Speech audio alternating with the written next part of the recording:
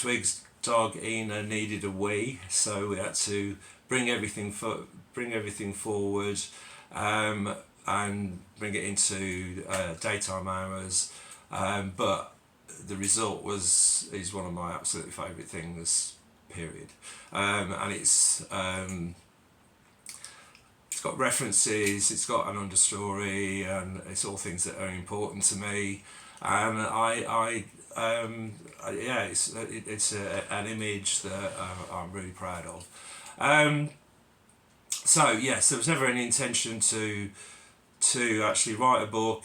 People asked me about it, and I thought, well, okay, let's and through connections from the exhibition, I've actually I located some more items.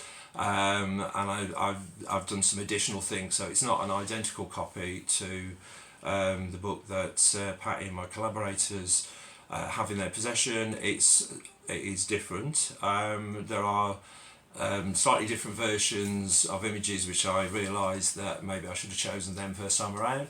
But then there's also new ones, and hopefully continuing my narrative of the journey outwards onto the night out, which was the goal back in the day. So yeah, it's I certainly couldn't have written a history because I don't know it. There's the information I got is I could access was Wikipedia, of which there is a page, and other bits and pieces that have been written about them. There was a really good article. I can't remember what it's called. I've looked for it recently and I can't seem to find it again. I don't know what it is, but it's a really good article. And I have to say, remarkably, I'm kind of swamped. Whenever I've googled Carn and Bell, there's pictures of my exhibition, which I'm really flattered by. So yeah, people ask me. I say I couldn't do a history through. The actual thing is it's my journey from my age of 16, my influences, my meeting of Patty back in 1977, the profound effect that it had on me, and subsequently in later life getting to know her as a friend, who was so supportive to me in my early, well, it was my, I was sort of coming back to photography, switching from analog to digital, and she always paid an interest in what I was doing, and she did on more than one occasion come to see me, selling when I used to do Moseley Art Market. She very, and often, she always asked me how I was getting on with it, and it's a reflection. I'd like to think that there are people out in the world that are very influential, and really supportive of creatives, and I think the thing that I'd taken about this is a little short video that I found, which was Patty and Jane talking about the shop Carn and Bell, and it really was Patty saying that she bought a fur from the rag market and sold it for a lot more money than she paid for it, and that 100, I think it was about 100 quid or something like that, was the genesis of the shop. Obviously there's so much more to it than that, but it made me think sometimes if things aren't happening, because for me at that time, 4 years ago, well, along with that, there was a lot of changes for me. Heart attack, and we had lockdown, and so I needed to do something creative. So it was very good for me to be doing something creative. It's something I've often adopted, which was if nothing's going on, bloody well start it yourself.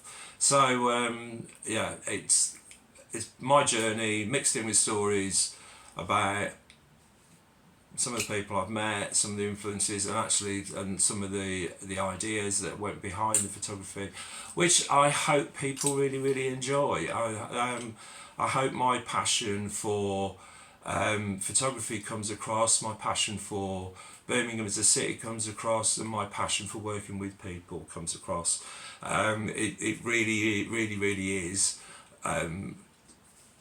what I do, kind of thing, and it's a realization of a lot of work, and my life, I suppose. And I certainly have not led a life as interesting as Patty, which there's some of us that are hoping to address with a documentary, which is probably very, very long overdue. Anyway, yes, so it could be tomorrow.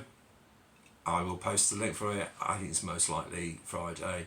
If it is tomorrow, it's going to be such a huge coincidence because it's Patty's birthday tomorrow, and it's just what a weird coincidence, because there's been so many times in the last couple of months it's sort of kind of got really really close to being published, and then small errors have come up, and when you revisit things that things come up. It's been one of the most, not necessarily bizarre experiences I've had. It's been, I honestly thought I'd present a manuscript and present my images to a publishing company, and then within a couple of weeks there would be this book. It ain't been like that. But hey, I had some really really interesting conversations with initially Daniel, and the last 2-3 weeks a guy called Casper. They've been incredibly patient with the non-technology aspect of me. But we got there in the end, and there's been not necessarily things, misunderstandings. It's sometimes they've not really understood the Brummie intonation of things. And last night I did actually say, email back after saying everything might be, the publishing date might be so and so. I said Tarbab, and it was like, what does that mean? But hey, Tarbab, quite impressed. Anyway, and then I did actually get the little bit of blurb that it's actually going to say attached to the book, which I initially thought I was going to have to write, but I didn't, which is quite nice, because you can get bogged down with things that you think, well, people that know me, I don't know if ramble on at times. Anyway, this is what it will say in the blurb attached to the book, and it's not unusual. It's a tribute to Patti Bell, a unique lady and fashion icon who significantly influenced the new romantic era. The book is authored by Gary Lindsay-Moore, a Birmingham-born alternative photographer, model and actor. This work is not only an homage to Patti Bell of Carn & Bell, but also a reflection of Lindsay-Moore's personal journey and the cultural landscape of Birmingham during the 1970s and 80s. And believe me, it wasn't good. The narrative delves into Lindsay-Moore's adolescence and his struggles with a bleak future during his school years, leading to eventual awakening through art and photography. His first taste of freedom and self-expression came from attending art college, where he discovered his passion for photography. Yeah, it was 1976, bloody long time, 48 years ago. Oh my goodness.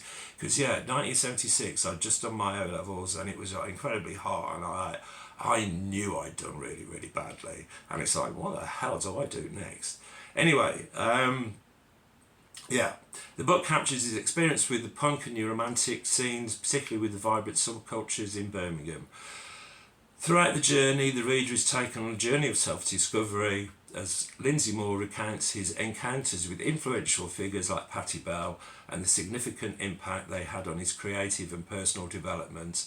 The book is filled with vivid descriptions of the fashion and music scenes, bringing to life the spirit of the era that was marked by innovation and rebellion. Hell yes, innovation, rebellion. We love it. Yes. God damn it, we're in a culture right now.